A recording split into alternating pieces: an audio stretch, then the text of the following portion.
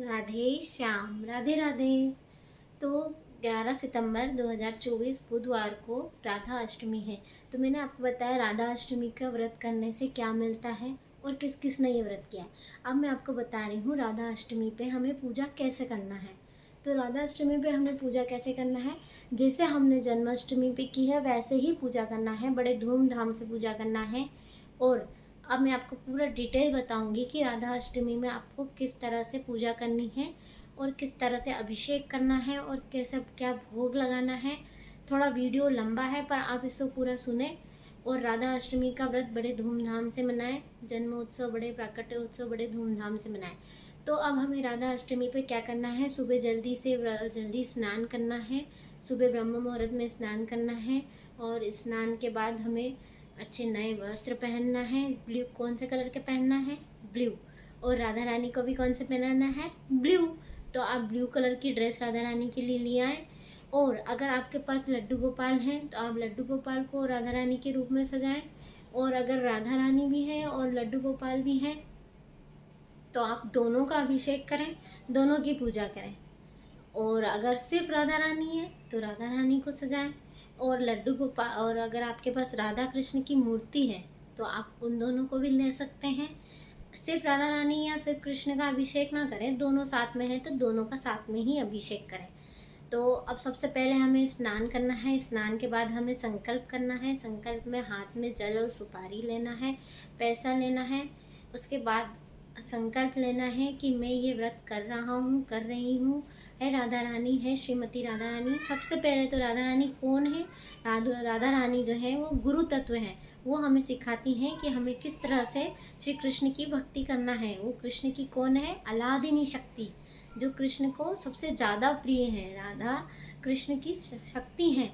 तो हमें उनसे सीखना चाहिए कि हमें कैसे व्रत और पूजा करनी चाहिए और कैसे भगवान को प्रसन्न करना चाहिए। राधा रानी से, जो भी राधा रानी से कृष्ण की भक्ति मांगता है राधा रानी उसे देती हैं। तो हमें राधा रानी से सबसे पहले तो व्रत करना है। तो राधा अष्टमी का राधा रानी से क्या मांगना है? राधा रानी से हमें यही मांगना है कि राधा रानी हमें कृष्ण की हेतु की भक्ति प्रदान करें, कृष्ण का प्रेम प्रदान करें और राधा रानी आपकी भक्ति और आपका प्रेम प्रदान करें। इस तरह से हमें संकल्प लेना है। और संकल्प में क्या करना है कि जैसे मुझसे बनेगा यथाशक्ति मैं व्रत करूँगा, करूँगी। उसके बाद संकल्प की सुपारी छोड़ दें। फिर व्रत में आपको कैसे करना है, व्रत में सुबह जल्दी स्नान कर लिया, संकल्प कर लिया।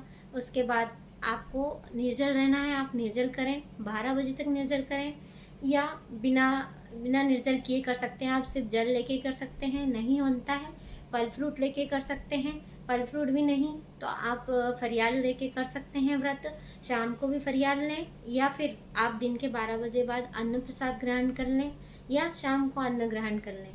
और नहीं तो पूरे दिन फरियाल कर सकते हैं, सुबह और शाम दोनों टाइम। नेक्स्ट डे आप व्रत खोलें या फिर आप एक टाइम अन्न लेके प्रसाद खोल, मतलब व्रत खोल सकते हैं। जैसे हमने जन्माष्टमी में किया था, जन्माष्टमी पे अन्न बिल्कुल भी नहीं खाते हैं। राधा अष्टमी पे आप शाम को अन्न प्रसाद ले सकते हैं। और ब्रज में तो भैया कोई ऐसा करता है कि शाम को अन्न ले लेता है, कोई नेक्स्ट डे अन्न लेता है। तो आपकी जैसी मर्जी है, आपको जैसा व्रत करना है, आपकी यथाशक्ति शरीर में जिस तरह से ताकत है उस तरह से व्रत करें। आप संकल्प कर लिया। संकल्प करने के बाद सबसे पहले तो क्या है, राधा रानी का प्राकट्य कब हुआ है? सुबह 4:30 बजे। तो हमारे बरसाना में सुबह 4:30 बजे लाडली जो अपने अटारी महल से आती हैं पालकी में और उनका अभिषेक होता है, महाअभिषेक, महाआरती होती है। तो हमें सुबह 4:30 बजे अभिषेक करना है। अगर आप 4:30 बजे नहीं कर सकते हैं तो आप सुबह 10 बजे अभिषेक करें। शाम को नहीं होता है, सुबह सुबह ही होता है, क्योंकि राधा रानी का प्राकट्य कितनी बजे हुआ है? सुबह 4:30 बजे। तो आप आपने स्नान किया, संकल्प किया, उसके बाद आप राधा रानी और या लड्डू गोपाल जो भी आपके पास है, अगर छोटे लड्डू गोपाल हैं तो लड्डू गोपाल, और लड्डू गोपाल ही राधा रानी है तो लड्डू गोपाल राधा रानी दोनों को ले लें या राधा कृष्ण की मूर्ति ले लें। सुंदर से चौकी पे बिठाएं, वस्त्र बिछाएं। उसके बाद भगवान को एक थाली में या परात में रखें और फिर उनको अभिषेक करें। अभिषेक कैसे करना है? शंख से करना है और तुलसी डाल के करना है। पर राधा रानी के चरणों में तुलसी नहीं चढ़ाना है। राधा रानी के सिर्फ हाथ में तुलसी दी जाती है, क्योंकि राधा रानी हमेशा श्री कृष्ण के लिए तुलसी लेकर तत्पर खड़ी होती हैं। वो कभी उनके चरणों में तुलसी नहीं चढ़ाई जाती, उनको सिर्फ हाथों में तुलसी दी जाती है। आप गले में पहना सकते हैं, गले में भी नहीं पहनाना है, आप सिर्फ तुलसी उनके हाथ में दें, ना चरणों पे चढ़ाएं ना गले में। आप वैजंती की माला पहना दें उन्हें, या तुलसी की माला पहना दें, दोनों को। उसके बाद हमें अभिषेक स्टार्ट करना है। अभिषेक सेम वैसे करना है जैसे हमने जन्माष्टमी पे किया है। दूध, दही, घी, शर्करा, शहद, इन सबको मिलाकर गाय का दूध लेना है। अगर गाय का दूध ना हो तो फिर आप ले सकते हैं पैकेट वाला, पर गाय का दूध ही लेना है। सबको शंख में लेना है, एक एक बार शंख से, पहले दूध, फिर जल, फिर दही, फिर जल, फिर शहद, फिर जल, फिर शक्कर, फिर जल। शक्कर की जगह बूरा लें शक्कर का तो ज़्यादा अच्छा होता है। उसके बाद फिर घी, ये सब लेने के बाद अभिषेक करें। अभिषेक के बाद जल से अच्छे फिर शुद्ध जल से स्नान करा दें। उसके बाद एक छन्नी लेना है, छन्नी में फल फ्रूट रखना है और उसके ऊपर एक जना जल गिराता जाए। सहस्त्रधारा जल, जो सहस्त्रधारा जल होता है उस सहस्त्रधारा जल से अभिषेक करना है। उसके बाद फिर फूलों के से अभिषेक करना है। फूल की पत्ती तोड़ लें, जैसे हमने जन्माष्टमी में किया था सेम वैसे ही अभिषेक करना है। फूल की पत्ती से अभिषेक करें।